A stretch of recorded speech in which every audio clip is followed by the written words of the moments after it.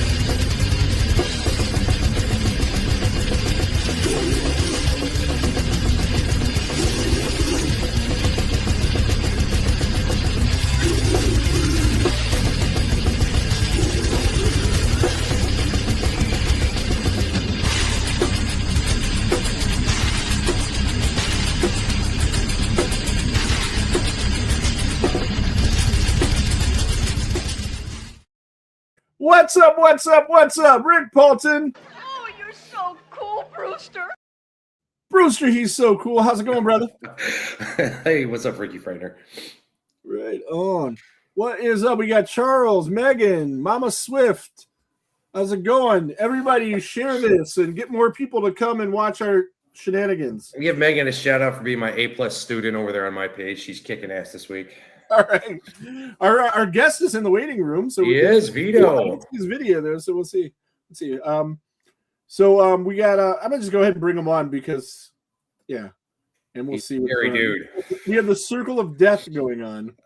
So he might have to sign back out and then sign back in and fix his camera, but we'll see what happens. So Dead air. Vito, if you can hear us, try to sign back out and then sign back in and see if that fixes your camera situation. Zigzag in the house. What's up, brother? Tonight we are going to talk to one of the most evil motherfuckers I've ever seen in a movie. But I hear he's nothing like his character in said movie. He's not. He's a bloody puppet. He'll know what that means. Oh, man. Oh, Jesus. He's still No, there. Vito's like one of the nicest guys, dude. Still there. Not there. Damn. I'm going to send him a message. Maybe that'll work. I don't know if he can hear us. But just in case he can't. Yeah, my phone's charging over there. Look at my little. I'll take care of some comments over here. Wait, now it says device. Hey, Pookie. All right. Yeah, you can do that. Look at that. Yeah, I know. I'm moving up in the world. Now, I got something new made for you. Got something new made for me today. In case people didn't see it. Oh yeah, the Brewster He's So Cool shirt official. Did it remind you when Tiki commented about the shirt since I asked him to make the P&G for it and I still haven't gotten it? Yeah. JP sent me one, but his said you are so cool. Yeah. And then rather than have him remake it, I think it's supposed to say you're so cool, right? But you can get said shirt at this QR code that's right up here. And I could probably give you the actual website. It's Whole Damn Enchilada Pod shop.fourthwall.com, or just go to the link on our page and you can buy your very own Brewster He's So Cool shirt. Cheyenne. He says, fuck it, we'll do it live. Yeah, absolutely. Let's see if Vito's fixed. Vito, are you there? I don't know. He's not there. All right, let me finish it. Try to sign out and sign back in. And I don't know, man. You don't want to make Vito angry. We saw him in Pigpen. Oh, fuck no, absolutely not. So while we're waiting on him to get it together, you seen anything cool in the last week? I saw Ready or Not 2, and I watched The Cessnaut both on Monday. Oh, I see him. There he is. Yo, looks like it's all good. Yeah. Vito, how's it going, brother? Hey guys, how you doing? What's up, man? We are doing fantastic, man. How are you? I'm doing okay. I'm doing all right. You know. I'm living. Living. Livin. Mm-hmm. Tiki says he's a busy man. He has Who, me? bombs. No, Who, me or somebody else? Tiki. Oh, I was okay. giving Tiki shit because he was supposed to make PNG so I could put it on a T-shirt for Brewster. We just started selling Brewster's official T-shirt on our shop. It says I don't have a picture of it because I don't know how to do that because I'm not technologically advanced, but you can see it on our page. It says "You're so cool, Brewster." It has a cool design, and all of the proceeds from this shirt will go to Hookers and Blow for Brewster. Well, that's for his mental health. So He needs that absolutely. No, see, Yeah. Vito, I'm gonna smoke every one of these. I'm not gonna give you one of them. well, unbeknownst to what I do on film, actually, I'm not a cigarette smoker. So Oh, it's just part of the act. So I imagine. I was telling Brewster earlier. Before we went on. I was like, I don't know if there's a more evil motherfucker in the history of film than your character in Pigpen. I really don't. Oh. I mean, Oh. I was about to be like, I thought it was gonna be friendly. no, I mean, I hear you're a pretty nice guy. I don't know. It's my first time talking to you, but yeah. And Pigpen, you were a pretty brutal. I mean, that was an evil motherfucker, dude. Oh yeah. I mean, there was something about like reading it and then being like, how am I gonna pull this off? Yeah. So huh? No, that's the commenter. I was just saying, hey, yeah, that had to be really hard. I mean, was it hard to get into character for that? I mean, I don't know. Well, I mean, when I was shooting the movie, I was actually living in the basement of the director and writer in Baltimore. So I was like secluded. I was in the basement. I was hanging out with the cat and the dog, listening to Pearl Jam's Jeremy on loop over and over and over again. Oh yeah. So to kind of get to that kind of like the mindset of things. So it wasn't hard to kind of like, given the fact that there's a lot of waiting around, that I was kind of chomping at the bit to get at it. So, yeah. And guys, if you haven't seen that film, it's called Pigpen. It's on Tubi. You can watch it. And he also has a film on there called Assassinaut. And that movie, I really dug that movie. You're totally different in that. Like you actually show in some parts before you go all crazy, you show some compassion. Oh yeah. So you have, but there was no compassion in Pigpen at all. Yeah, sorry, bud. You had no redeeming qualities in that movie. Well, it was kind of like for the character of Wayne in Pigpen. I always thought of the cycle of violence type of thing, where Wayne was abused, Wayne was mistreated, and because of that festers and grows, and then it kind of comes out towards Zach in the movie, the child actor in the movie, where it comes out on him, it comes out on the mother, and a weird kind of like also he sees this kind of like lovely relationship between the mom and the son, and he gets a little jealous. He sees this image and he wants to tear it down. It's like that Fight Club thing. I want to destroy something beautiful kind of thing, So. Yeah, see, that movie really hit home for me because I grew up, I mean, in a house like that, not quite like that. Like my stepfather didn't cut my mother's hands off and all of that, but he was his issues, that's for sure. Well, also the narrative of the movie is parts of it are told in flashback. Like him recollecting back on things a little bit here and there.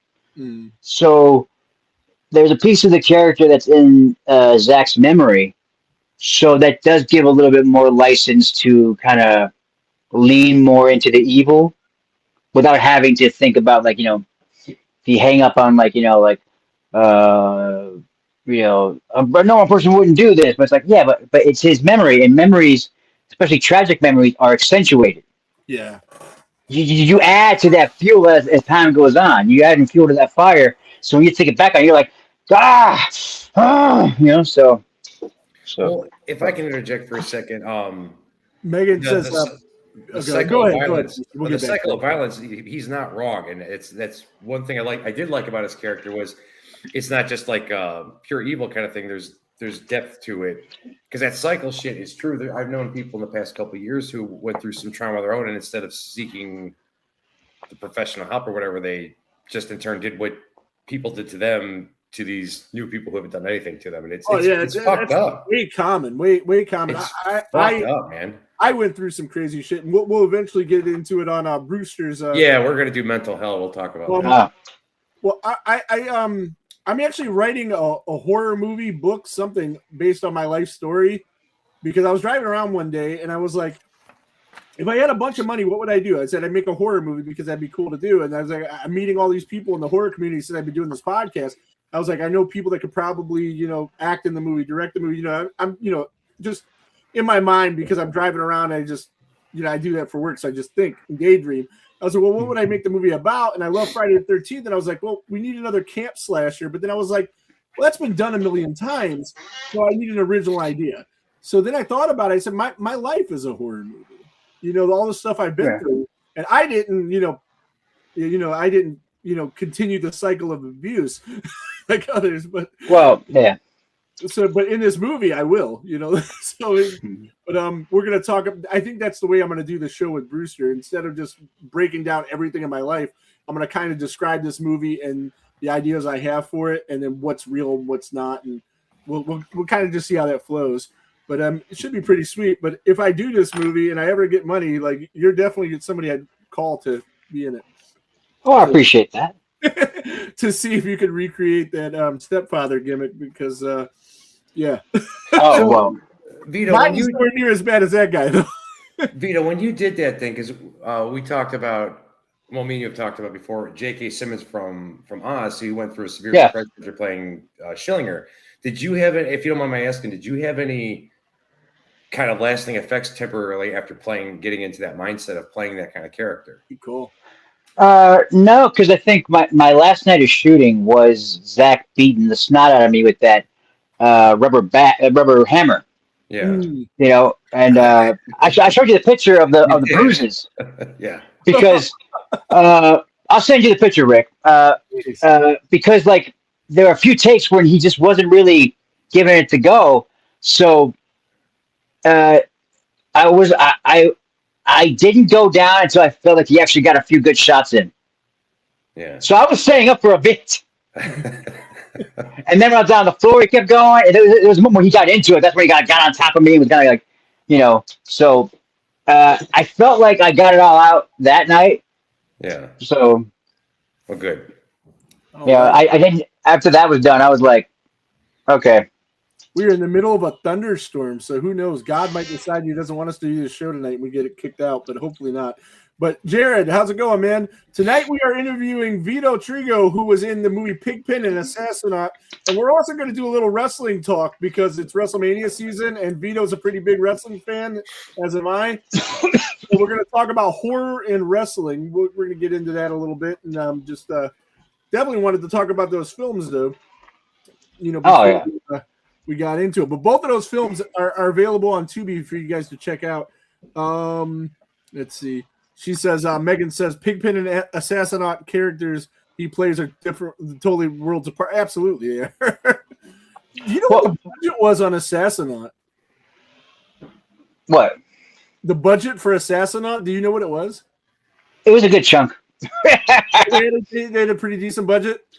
Oh, yeah. We were like caravanning all around Virginia, West Virginia. We were at all the locations that we were at, and the effects and the crew. So there was a budget. Yeah, so. It was. I really liked that movie. I thought it was definitely a good movie. I don't like the name. I think the name sucks. I just think Let's see. There was a running gag about the assassinats. Right. Assassinat. Yeah, I was like, all this stuff was going on set as we were filming. And even the spelling of it fucks up my head. I'm like, wait, okay, but it did say because the assassin went to the planet to kill the president and all of that, but it just I don't like it.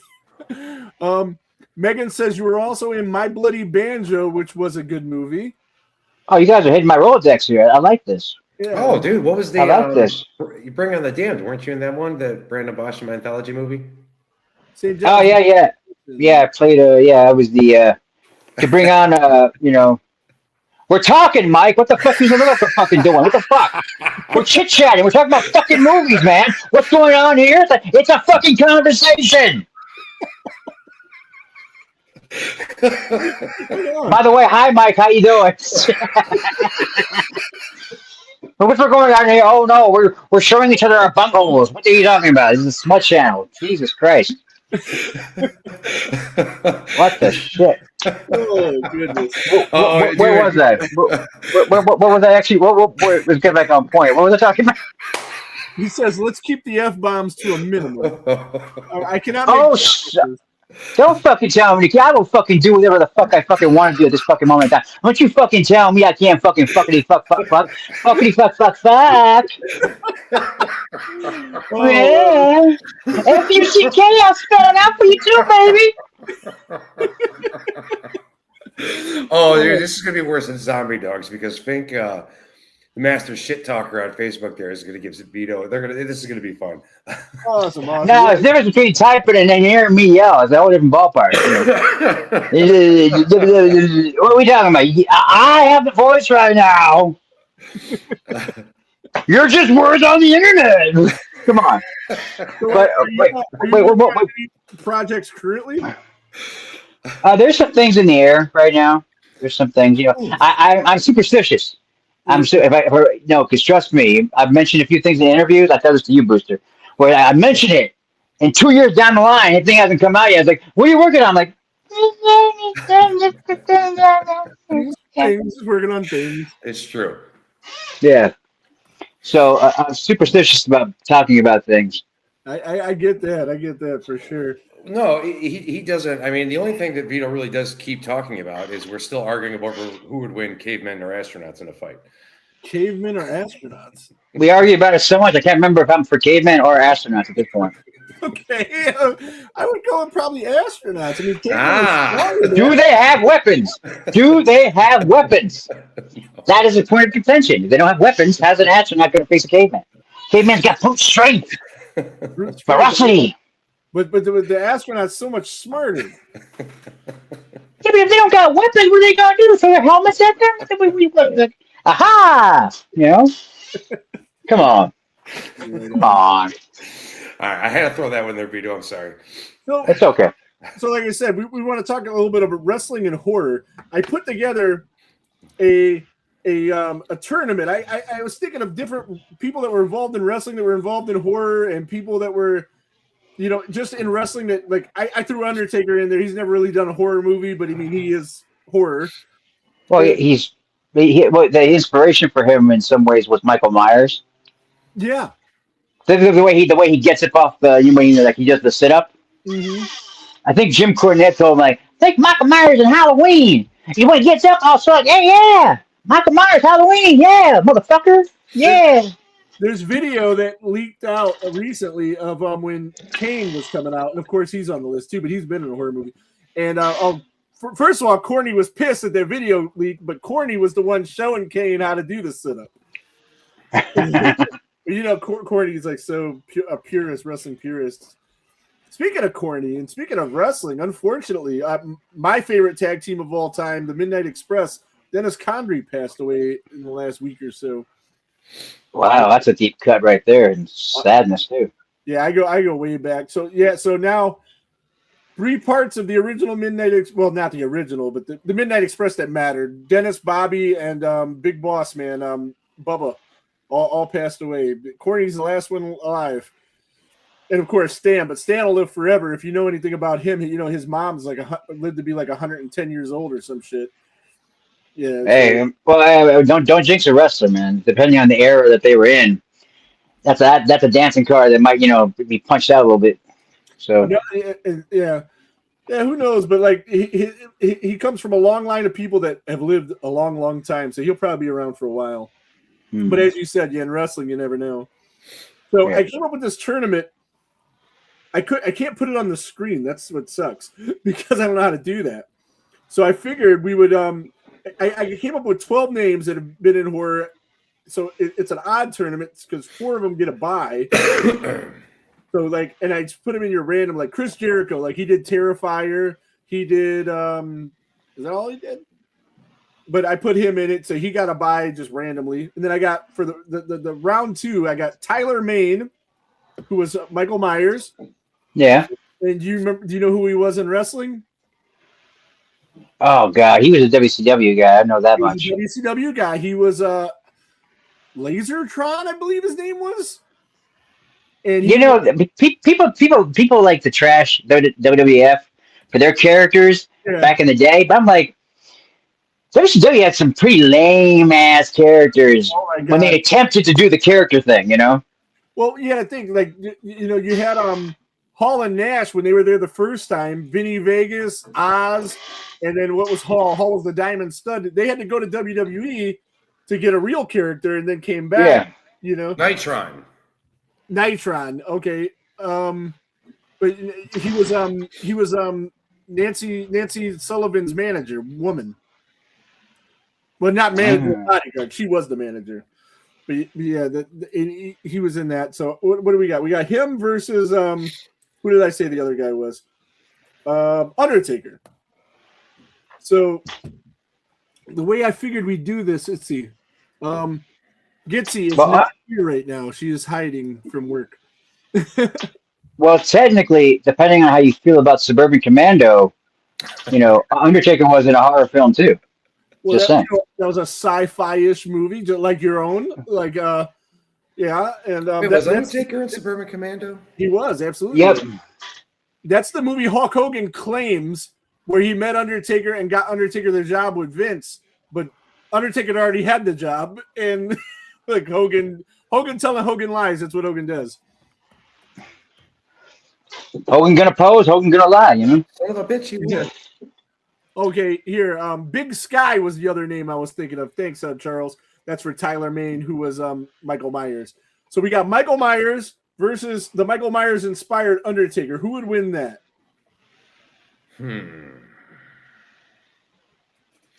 I mean, you gotta go with Michael Myers, man. You can't, So we're going in the meanest Michael Myers in history, too. Yeah. Rob Zombie's Michael Myers, he was kind of a badass. Dude, I remember he killed Danny Trejo. I remember that shit. I don't know how I feel about Rob, because it's like my biggest thing about the Rob Zombie Michael Myers that bothered me was the fact that he's the size of a fucking Mack truck. So it's like you can't really be stealthy and stalkerish when you're like, it's like, bitch, I can see you behind that tree. What are you doing? He's in the bush. He's like, the bush can't. How's this fucker gonna move through a bush? You know what I mean? He's moving the bush with him when he's going. Like, why is that bush moving around? It's like, because he's got stuck. He's so big. So what's your vote on that, Brew? I'm gonna go with the Tyler Mane Michael Myers winning that fight. Okay. So he will move on. Because he was just brutal. I mean, Undertaker seemed to have kind of like a weird kind of moral code, where he might not want to go too far, whereas Tyler Mane's Michael Myers, I mean, he killed Danny Trejo, who quote unquote looked out for him his whole life, Dylan. Yeah, he's a bitch. Dylan Possible, he gets a bye. Again, these were just randomly generated. And then the next round, we have Goldberg, Santa Slay. Didn't he do another horror movie, Goldberg? I just know of Santa Slay. Yeah, Santa Slay, and he goes against probably what would be the 1 seed in this, Roddy Piper. They live. Oh. They live. That's not cool. What's the what's the frog movie? Welcome to Frogtown. Welcome to Frogtown, or like something like some Helltown. Hell comes to Frogtown. Hell comes to Frogtown. There we go. There you go. See, if I had notes and paid attention to shit, but nevertheless. That's why we call Vito. Vince McMahon and Hogan rewrote the script for on cocaine for Suburban Commando. That makes sense. Yeah, I can believe that. Maybe. I thought that was No Holds Barred. That's what I heard too. Was No Holds Barred. I heard it with No Holds Barred, but maybe it came with that too. Maybe that's just what they did. That's why their joint effort of making films together didn't go too long. I think No Holds Barred was an absolute classic myself. What's that smell? Hey, Big Dookie. I can just picture Vince doing that whole thing for that scene, like totally. That was 100% Vince McMahon, guaranteed. He's gonna puke. He's gonna puke. Oh my God, he's gonna puke. From like Beyond the Mat. Yeah, I always go back to that.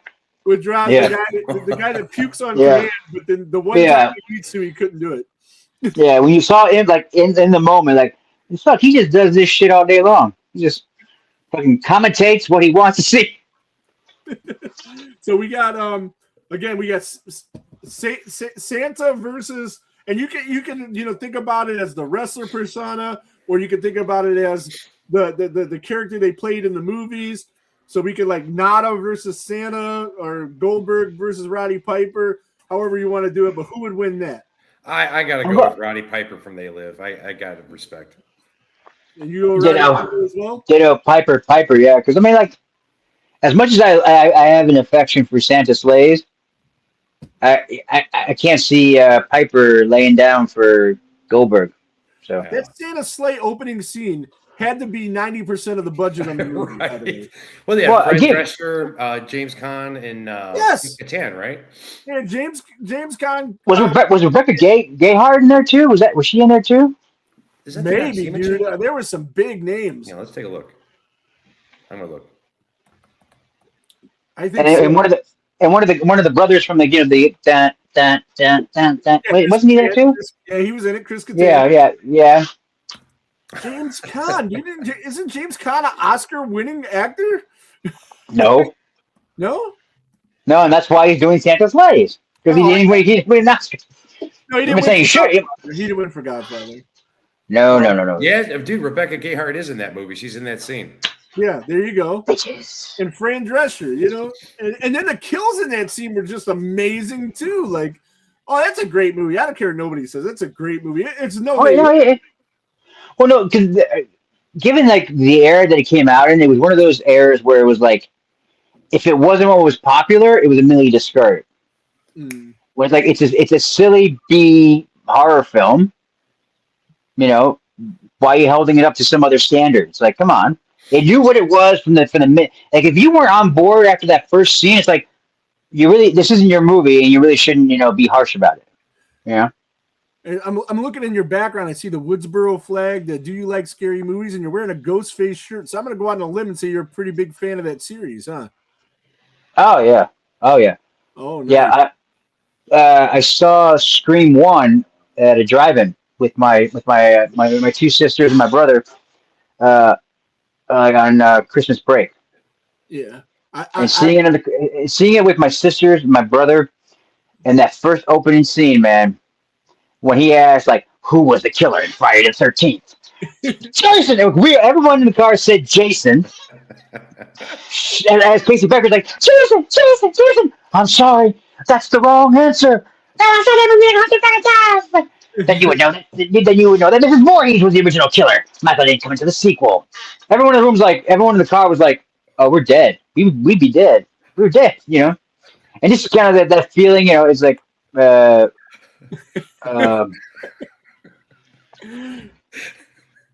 a lie on the. That's a lie on the. That's a lie. It's a lie. It's fake news. He's working for Fox News right now. It's fake. All right. Putting out propaganda.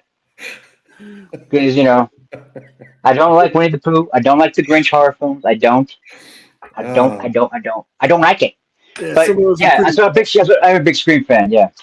We had slashers in general because we were both kind of bummed over Urban Legends director passing away last week. Oh, yeah. Well, the whole era. I mean, come on. I mean, there was the Scream. What? After the show, Cinenerds is going to be reviewing Scream 7 on the Cinenerds podcast. So you guys want to switch over to that on YouTube and get in their live chat? That'd be pretty awesome. Did you like Scream 7? Well, I feel like the Scream has always had a third act problem. Yeah. It's like because Scream 6, it's like it has such good sequences. the intensity was there, and then and then the reveal happened, and you're like, okay, maybe. I didn't have a problem with it. A lot I of did people not like did, part getting 6 a at lot of all. hate. Yeah, No, people I'm saying are that racing, yeah. I'm just saying that it's so hard because like the first one has such a great reveal, and it had the the cake, what's that phrase? The cake they have the cake and they what's that phrase? They ate fuck me. Their cake and eat it too. Yeah, because they had two. They had that we're just doing this because we're crazy, but then you had Billy who was like, because my mom abandoned me, all the abandonment issues. It's like you're like, oh shit, So it was like this 1-2 punch of like we're all loco, but there is this motive behind it. Yeah. You know, so I think it's really hard to match that first movie because they sold you. They sold you on that, and I think ever since that movie, Scream 2 did a pretty good job. But ever since after Scream 2, just the reveals have been so like, okay, this is formulaic. Let's just get to the whole Sydney killed him already. Right. Yeah, the reveals in 6 made no sense, and then the reveals in 7 were just kind of Well, Yeah. I told you what I wish happened in 6, right? I'd have to Tell go us back again. and watch You that. didn't tell me. Okay, in 6, I wish it was the dad, but the dad working with the Reddit, scream heads, or stab heads. Yeah.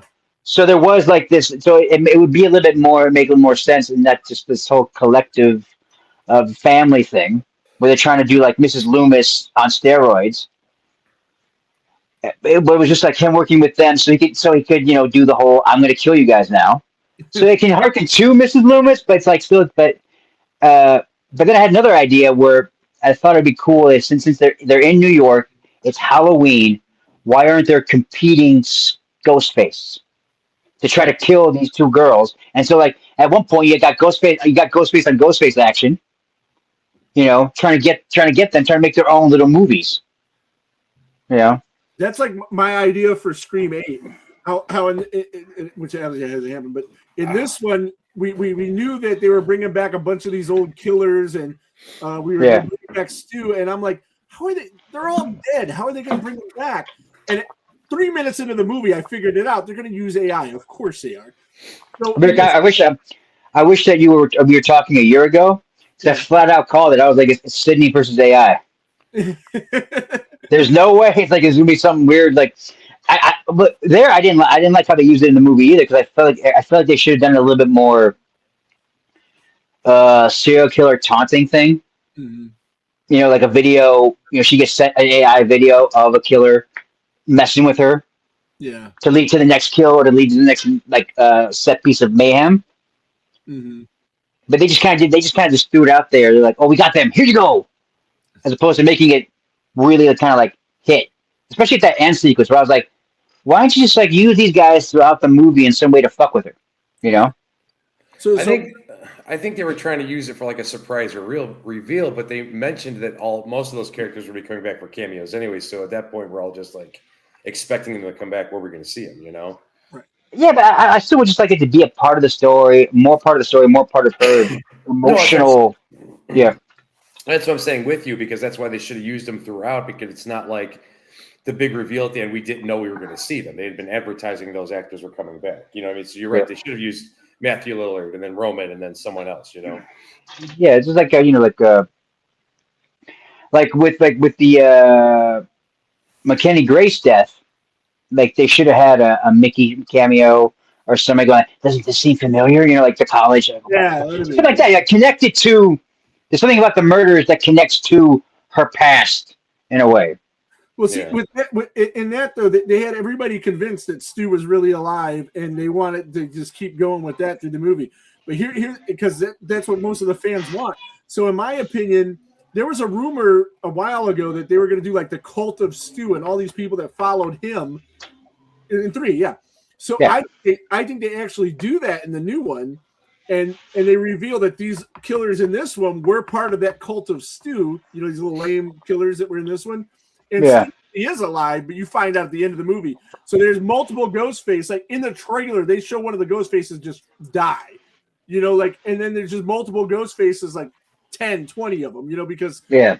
they're all throwaway cannon fodder. And at the end of the movie, you realize that Stu really was alive. And, you know, then you go from that, especially, you know, since in this one, they showed us that he kind of wasn't alive, and it would be a big reveal in that one. But that's my idea. But nevertheless, we'll get back on track with our wrestling talk. All I got to say is that my wife is not the most like, let's say like emotional viewer of watching things. Yeah. But she was just kind of like, Stu. Like, so she's like, it's coming. And then, you know, when they take off the mask, and this is the weird thing that happens in Scream movies. When people want to say, like, you know, suspension of disbelief, when Ghostface goes from 6'2", manly built, to 5'5", 120 pounds, I'm like, within a cutaway, it's like, it's just like, if you're the killer, just don't take off the fucking mask. Keep the mask on the whole time, and you'll be fine. The minute you take your mask off, you're dead. Yeah. Unless you get hit by a car. Apparently, that's a thing. Yeah, that was. Or maybe he would have survived if he just kind of got up and rolled out of the way, like, I get out of here. But as soon as they took his mask off, like, no, he's dead. Yeah. Well, So no, are you can survive a lot of punishment? That's for sure. Yeah. going on somewhat still Scream topic? Are you guys excited for Scary Movie 6? Oh yeah. Oh yeah, I think definitely. it's going to be good. It looks like it's old school first one and just give no fucks attitude. I can't wait. Oh, yeah. I love the Wayans brothers. Oh, dude, the first two Scary movies. I've seen the first four. I own the first three, but the first two are where it's at. Yeah, I started rewatching those with my kid the other day, and we're gonna definitely go and see that for sure. I can't sit through 5. I've tried. It's on Paramount Plus. I can't do it. Yeah, we'll give it a shot. Yeah. So back to our tournament. We got to get through this because we got 23 more minutes. All right. So we got, for the next round, I have Kane, who was in See No Evil, and he's Kane, you know, so he's got all these evil, you know. And then I put friend of show, Leatherface, Brett Wagner in here because he trained with John Cena and Samoa Joe to wrestle before he got into movies. So we got Leatherface versus Kane. What say you guys? I gotta go with Brett Wagner because you know him, and if I make him angry, he might hurt me if I see him again. Pretty big guy. He's a pretty big guy. I think he's like 6'7", about 300 pounds. Yeah, and you probably will run into him. Yeah, so I'm gonna say You Brett. might not run into Mayor Kane. Right. I'll go with guy. I'll go with Leatherface because of Kane's political leanings these days. It might make him want to throw up. No doubt. What, Kane's a mayor or something? I didn't hear about this. Yeah, he's the mayor of Knox County. Oh, no shit. And when he ran, he had the Kane music and the fire and shit. Dude, you guys both know I stay out of politics, man. There's one of those moments where it's kind of hard to separate the two things. Where I'm like, I don't want to see that. I mean, like, yeah, just get him, you know. All right, so the last bye goes to Rey Mysterio Sr., not Jr., who, rumor has it, it's not been 100% confirmed, but IMDb says it's so. They actually gave credit to Rey Mysterio Jr. as a stuntman for Freddy Krueger in that movie, but it wasn't him. It was his uncle, Rey Mysterio Sr. And Rey Mysterio Sr. was also in this movie called Wrestlemania. Don't seek it out. It is absolutely horrible. But he's in the movie. Okay. He's in our tournament. Okay. So the last ones to go head to head, we got DDP, who was in not House of Thousand Corpses, Devil's Rejects. Yeah. And, oh shit, that's right. Yep, Diamond Dallas Page, right? Yep. He did Holy too. Yeah, there you go. You know my shit. Come on. And then he's going against Bray Wyatt, which was one of the coolest horror characters, and maybe the coolest horror character in wrestling history. Follow the buzzards, baby. Follow the buzzards. That's all I gotta say. Right? He's got to go. What about you, Brewster? What do you say? I only know who DDP is on this one, so I got to go with that one.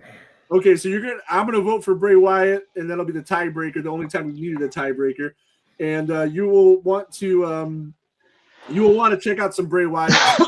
This is like little vignettes and stuff. He starts off as like when he first comes into wrestling, and he's do you remember the wrestler IRS from the 80s? No. How about Mike Rotunda? That name mean anything to you? Father and his uncle is Barry Windham, who was in the Four Horsemen. Blackjack Mulligan's his grandfather. He definitely takes more after the Windham side of the family. But Bray Wyatt, Mama Swift says Bray Wyatt, and Megan says DDP. Megan's just trying to keep her A+ rating with me. That's all she's doing.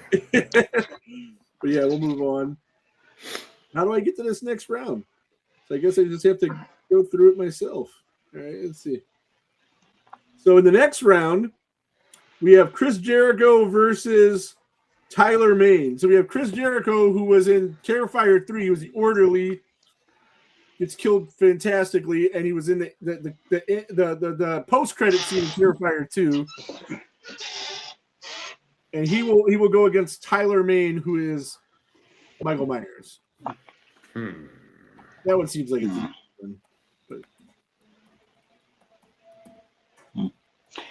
Tyler Mane. Brewster? Oh. Gotta be Tyler Mane. Jericho didn't do shit. Even if you go by the wrestler version. I mean, yeah, Jericho was one of the greatest. I like his song Judas, though, but I'll go with Tyler Mane. I'll go with Tyler Mane. Danhausen in this. Why did I do that? Danhausen's fantastic. Yeah, Tyler Mane's got the height advantage on him, doesn't he? 6'7", I think. Yeah, I would say he's like a shoot 6'7" too. And then again, this goes back to the brutalness of Michael Myers in those two movies. All right. This next one, we have Roddy Piper from the first round, and he will be taking on the Leprechaun, Hornswoggle, Dylan Postel. From Leprechaun Origins, right? The worst Leprechaun movie in history. Yeah, I did not like that one at all. It was absolutely Piper. That's it. Yeah, Piper. Very easy. Don't even need to discuss. Yeah, you know my answer. Even though the guy seems like a nice guy in real life, the guy that did the Leprechaun thing. Oh, Dylan is great. If you ever get a chance to get drunk with that guy, I highly recommend it. Well, let's go on my bucket list. Yeah, no, dude, really, man. That dude can drink his weight, dude, and he's a lot heavier than you think he is. He's awesome. He's a great dude, man. He really is. He comes to Cleveland for Absolute Intense Wrestling, which is. There's a documentary coming out about it soon, by the way. It's debuting at the film festival. Absolute Intense Wrestling is where everyone that's anybody in wrestling came through before they got their start. Like Tyler Black, who is Seth Rollins. Seth Rollins, yeah. Who you look a lot alike. You do. Oh. He was their champion for a while. Oh, Swift's in the house. What's up, Swift? I didn't even notice that. Oh, and John Hembeck, speaking of Michael Myers. He's a Michael Myers cosplayer. And he was Hornswoggle in WWE. Yes, he was. Dylan Postel. But he will not beat now to go on to the next round. And in the next round, we have Brett Wagner, Leatherface, going against the person that got the bye in the first round, Dave Batista, who was in – what movie was he in? The Drax, Guardians of the Galaxy? No, we talking a horror movie. Well. That was some Netflix one, wasn't it? M. Night Shyamalan. Knock at the Cabin, yeah. Good one. I like that movie a lot. I'm not a giant M. Night Shyamalan fan because he always has this movie going one way, and then there's the twist at the end that just changes it into a totally different movie, and nobody wants that. But that's what we had in this. Yeah, Knock at the Cabin. Mm-hmm. Mama Swift says Batista. So we got Batista from Knock at the Cabin versus who was it against? I forgot already. Brett Wagner, friend of the show, Leatherface. So who would win in a fight there? Batista. You got to be Batista. I love Brett. Brett, you made it to round 2. You will not make it to round 3. All right. Well, I'm going to go with Batista because I think Rick will get his beating first from Wagner before I will. So I don't have to be faster than Brett. I just have to be faster than Rick. But John gave Brett Wagner a vote. See, my line of thinking was Brett ended up not being able to be a wrestler when he was training with Cena and Samoa Joe. He actually became a manager, so that's why we're gonna go with Batista. But yeah, him and Samoa Joe did a radio show in L.A. when they were training for that UPW, and Cena was their gopher. They made him do little bitch shorts and stuff. And then he ends up being one of the biggest stars in the world in wrestling and movies. And Joe's like, "Hey, John, we're best friends, right? We're best friends." I didn't mean to young boy you. Come on. Yeah, young boy. Hell yeah. So the last match of this round will be Rey Mysterio Sr., who stunt doubled Freddy Krueger, allegedly, reportedly, probably.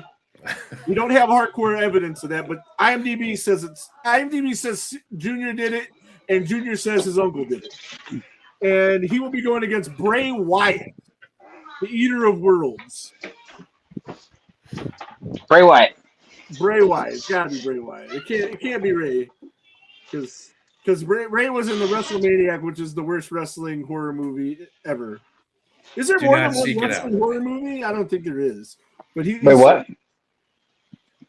Is there more than one horror movie based on wrestling? There's a Kevin Nash one.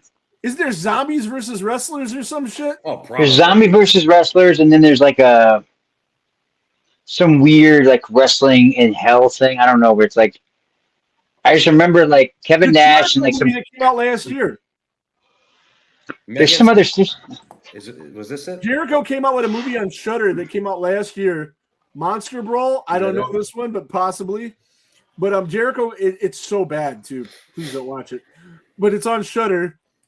Some people liked it. I don't know. Jericho's an old indie wrestler, and I didn't like it at all. I can't think of the name of it. The name of it is some wrestling lingo word, but I can't think of what it is. I am Chris Jericho and see if we can find that movie that came out last year. So yeah, he had more than one horror credit besides Terrifier. He's still losing. So Bray Wyatt goes on. So we're down to the final four, I think, right? Yeah, we're down to the final four. Tiki said it's Dark Side of the Rings. It's a Shudder exclusive with Jericho. I don't think that's the name of it. That's the Dark Side of the Ring was the documentary series. Yeah. Sorry, Tiki. But he does also add Monster Brawl as a masterpiece. Who's in Monster Brawl, Tiki? Tiki? Tiki? Is the answer Tiki? Tiki? So in the first half of the semifinals, we have Michael Myers versus Nada, Roddy Piper. Who goes through? Oh, fuck. It's a tough one. Piper. Gotta be Piper, right? Piper goes through. He was a much better wrestler, and he was a much better character. And dude, They Live holds up. I saw it less than a year ago when Mike Trevisano had his midnight movie thing. Yeah. It's still just as good. I just watched it yesterday because I bought the 4K off of Ryan. Oh, that's right. I think Ryan talked about it last time he was on here. Yeah. So, but I don't know, man. If Tyler Maine's character has woman with him, Roddy Piper might lose because Nada got jobbed by that woman at the end. She fucked him over. Yeah, that's true. Got him. He still got the job done, though. He'd still get the job done. Still got the job done, Ricky. Yeah, so he did it. We'll go with him. So we're the other side of the finals. We got Bray Wyatt against Batista. Ooh, that's a tough one. Bray Wyatt, the Eater of Worlds. Dark Man. Yes, that was the name of the Jericho movie. I had Brewster looking it up, and he didn't do it. But yes, Dark Match is the name of the Jericho movie, and it does suck. For non-wrestling people who are still here, a dark match is a match that happens off television or before a show. No one watches it. So just for you non-wrestling people out there. And Nash and Jimmy Hart and some others were in Monster Brawl. So that must be the Nash movie we were talking about. I'm going with what was the two options again? Oh, Batista. Bray Wyatt and Batista. You Going with Batista. I'm going with Bray because Bray is more of a horror, character in wrestling. Absolutely, and he was so good. Oh my god, he was a much better character than he was even a wrestler. He was pretty decent as a wrestler, but they didn't really get him to show that a lot. Well, it depends on who he's wrestling. He had to wrestle like when he wrestled like Daniel Bryan. When he was a big guy. When he was like the muscle, the heel, really laying it down. He has some good matches. That match he had with the Royal Rumble with Daniel Bryan, I think, is the reason Daniel Bryan had to retire. When he caught him and slammed him into the rail on the outside, that was definitely the concussion that rocked his brain. Yep. Great match, though. It was an amazing 5 stars for sure. Definitely good stuff there. Wyatt, Braden is a student of horror. Bray is a student of horror outside the ring, also. Absolutely. Yeah. So we got our finals. We have Nada versus Bray Wyatt. And it's the finals. Who wins our wrestling horror tournament? Bray Wyatt. I gotta go with Bray. Oh, he goes with Bray. Oh, right on. Charles Sherrod going over to Rumble to do his show tonight. He's doing Friday the 13th, part 2. Part 2. So if you have the Rumble app, check him out over there. And Bray Wyatt. Okay,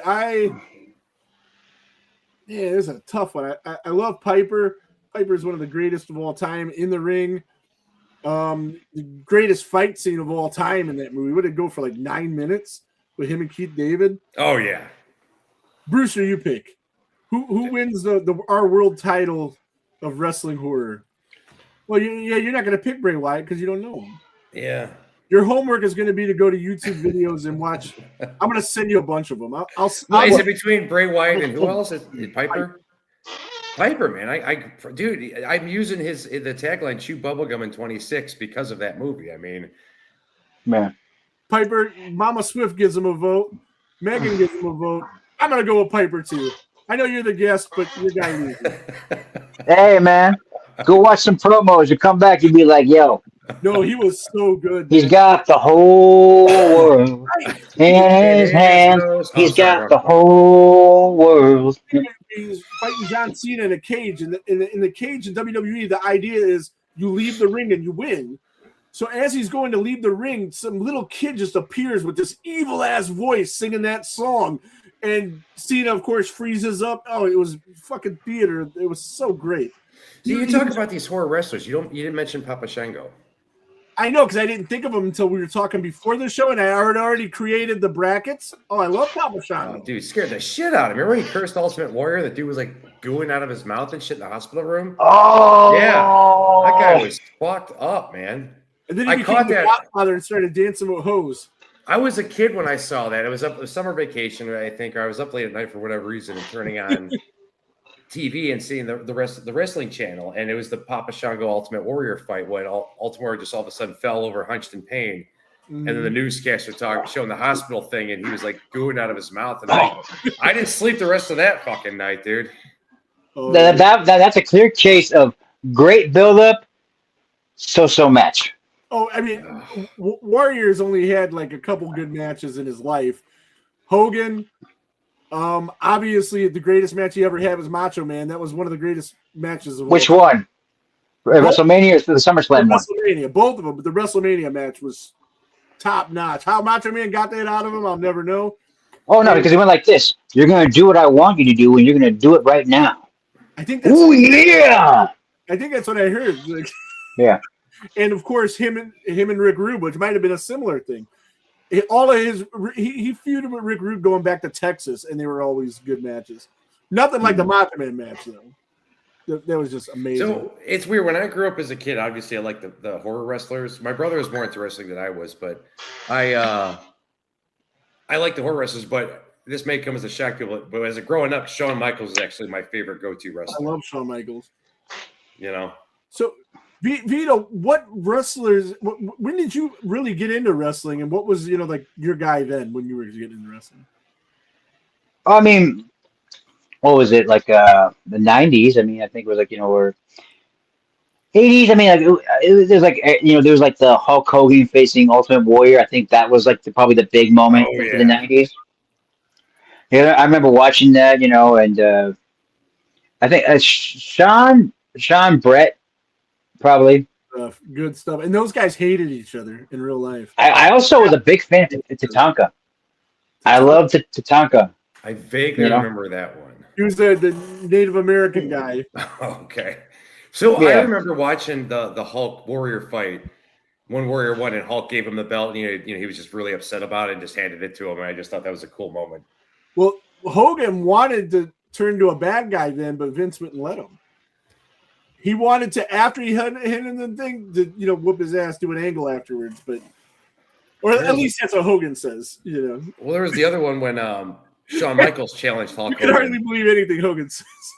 Well, when Shawn Michaels challenged Hogan, he kept challenging him, and finally Hogan took him on, kicked his ass, and Michaels got on stage and shook his hand. He's like, "I wanted to know, and now I do." Yeah, there was a thing about Brewster, you got to rewatch that match, baby. Because though Hogan won, Sean showed him. In that match, Sean showed him. He's like, "You can't do what you can do. You can't do it anymore. But I have to do it for you." It's one of those like, "No, you're kicking my ass. I'm making you look good, and at the same time, I'm making you look stupid." I'll check it out again. Met the Godfather. Tiki met the Godfather at Kmart. Signed a napkin, a Little Caesars napkin from. Oh, he still has it. Wow. Tiki. 80s and 90s wrestling was the best time for wrestling. I think so too. 80s. I go back to the 70s too. Why isn't Megan here? Where's Megan? Why wasn't Megan here? Why isn't Megan here? Megan, you seem very knowledgeable. Why aren't you here? Oh, Megan's she's one of my top engagers on Facebook. She's about to switch over to the Cine Nerds at 8:00, but Broken Matt Hardy was another great character. Yes, he was. Yeah, he was cool as hell, man. What do you think about Danhausen? He's got a horror element to wrestling. I put a on you. Love that. His dad is a big cosplayer. I've met his dad before. And, like my theory on wrestling is that wrestling is a variety show. It's carny. It travels around. So you get everything when you go to a wrestling show. Absolutely. You get comedy, you get drama, then you get wackiness, you get scariness. It's like there's a place for everybody in wrestling. So when people get very particular, I'm like, why are you gatekeeping, man? Or why you wanting to fit this particular thing? Wrestling is wrestling. Leave it alone. I like things that can be real more. Like growing up, I never really liked The Undertaker because he's shooting lightning bolts out of his hands and shit, and that couldn't really happen. I mean, I kind of liked him, but I not with that attitude. No, but saying that in a wrestling show, that's not for you. That's for the kiddies, right? Not enough. So talk. Yeah, absolutely. Right, he talks enough for himself, buddy. All you gotta do is he's probably saying something at a bar right now and peeing on somebody's leg, buddy. We don't need to talk about Ric Flair. You're doing enough of it right now. I guarantee you, Tiki. I guarantee you. Oh yeah, Ric Flair. Woo! I got a lot of promos for this week. Died like 3 times too. Ric Flair. Dude, the Ric Flair like last stand match, I was like, oh my god, he's dead on the mat. He died.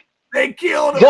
They killed him. It's like that meme with the dog. It's like, I'm dead. I'm alive. I'm watching TV. I'm alive. It's like, oh my, what the hell? They did. His son-in-law booked this whole thing, promoted this whole thing.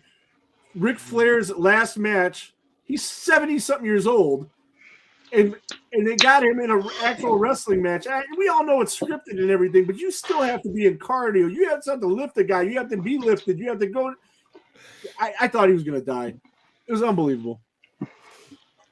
I mean, like, if you're in that front row, you're like, we are watching a death. This man is dying. On pay-per-view. On pay-per-view. I remember one, I think it was in junior high school, and I think it was it Owen Hart, the blonde-haired guy? Oh, he died in the ring. He was Blue Blazer. He was commentating. And it was Oh. Shawn Michaels against British Bulldog. Okay, yeah. And Shawn Michaels won, and Owen Hart jumped in the ring. And then I want to say Ultimate Warrior came out to help him. And then Vader came right out because he did a match earlier. And then some other guy came out and staged. It was like a 3-on-3, and that was like the segue into the next 3 versus 3 match. And Shawn Michaels, whoever the fuck the other dude was, and The Undertaker all doing their poses, standing like in front of each other and shit like that. It was pretty fucking badass. Hell yeah. It's all good stuff. All good stuff. Yeah, I Rick, going back to last you year didn't when I even bring first him up. Gangrel's a hell of a fucking horror wrestling guy. I have a pic with Swift and Gangrel as my avatar in Discord. Yeah. Gangrel's a cool dude. I'm friends with some professional wrestlers. The handicap hero, my buddy Greg Iron. He has cerebral palsy, and he wrestles. He does public speaking and everything. And I met Gangrel because he had a match with Gangrel, and he did a podcast. Because if you remember recently when what was that guy? Rampage Jackson's kid almost killed that guy in that Run Wrestling. Well, Gangrel was one of the owners of that, right? Yeah. Not at that time. He had already sold his stakes to it, but before he was one of the owners.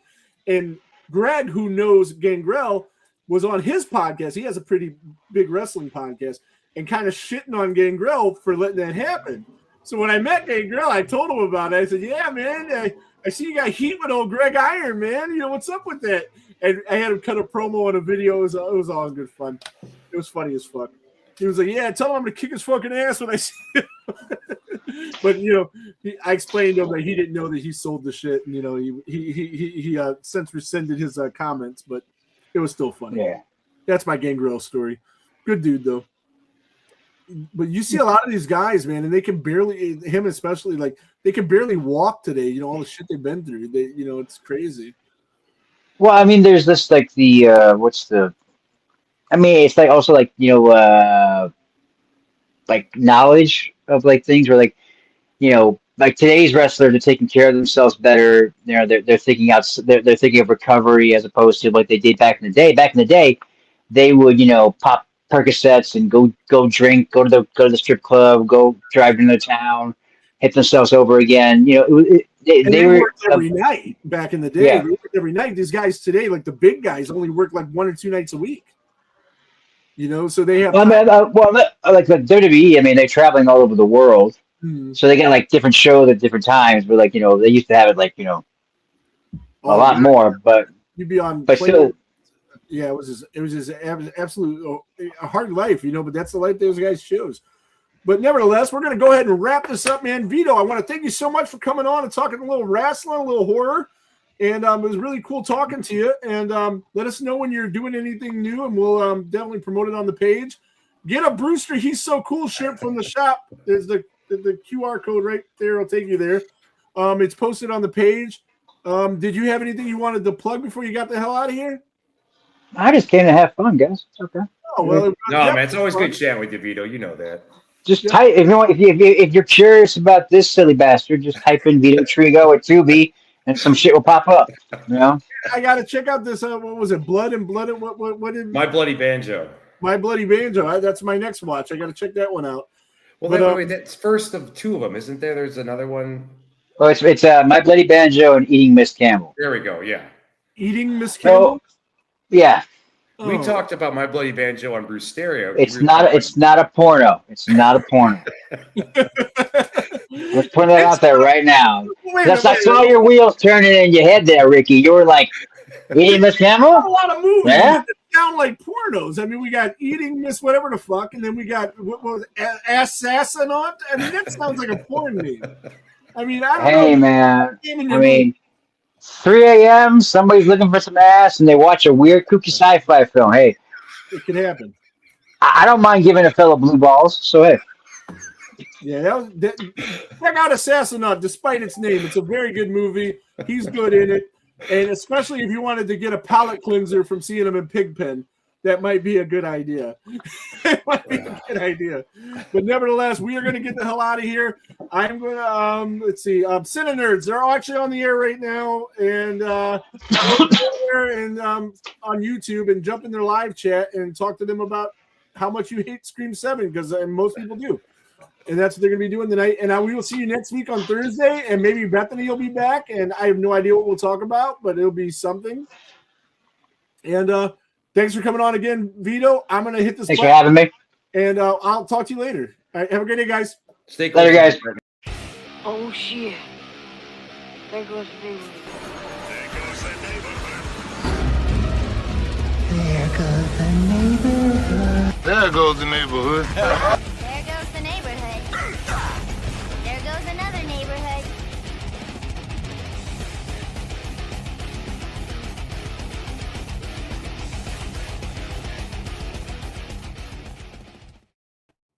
So